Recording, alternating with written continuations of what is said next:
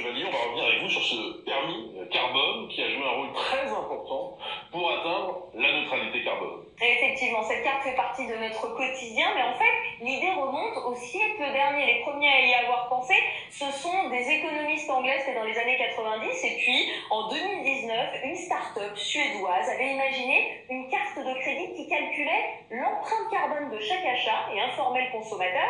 La France s'est inspirée de ce modèle. Alors, on y est allé progressivement. En 2022, nous consommions 9 tonnes de CO2 par personne par an. Avec l'instauration du permis carbone, on est passé à 5 tonnes en 2030, puis à 2 tonnes aujourd'hui. Concrètement, à chaque fois que nous faisons un achat, le montant carbone est décompté de notre carte. C'est valable dans tous les domaines. Quelques chiffres, même si ces chiffres, on les a tous en tête maintenant. Une baguette de pain, 150 grammes de CO2. C'est pas beaucoup, mais c'est quand même décompté dans le permis carbone.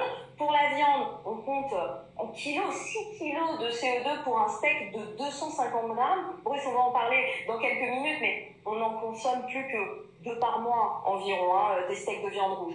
Ce sont les transports qui coûtent le plus cher en CO2. Un plein d'essence, 50 litres, 50 kilos de CO2, même si aujourd'hui, il n'y a quasiment plus personne qui utilise une voiture à essence. Et puis un aller-retour Paris-New York, nous avons un peu 1 tonne de CO2.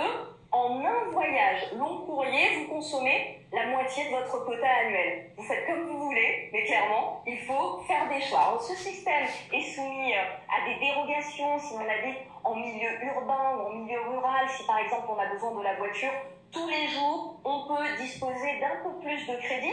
D'autant que le permis carbone n'est pas lié au niveau de revenu. Que l'on soit SDF ou milliardaire, tout le monde est logé à la même enseigne. Ceux qui n'ont pas consommé tout le crédit à la fin de l'année peuvent le revendre à ceux qui ont besoin d'une rallonge, mais c'est limité à 1 tonne supplémentaire par an et par personne. Quoi qu'il arrive, la France reste dans les clous, c'est-à-dire dans la limite d'émission de CO2 qu'elle s'est fixée.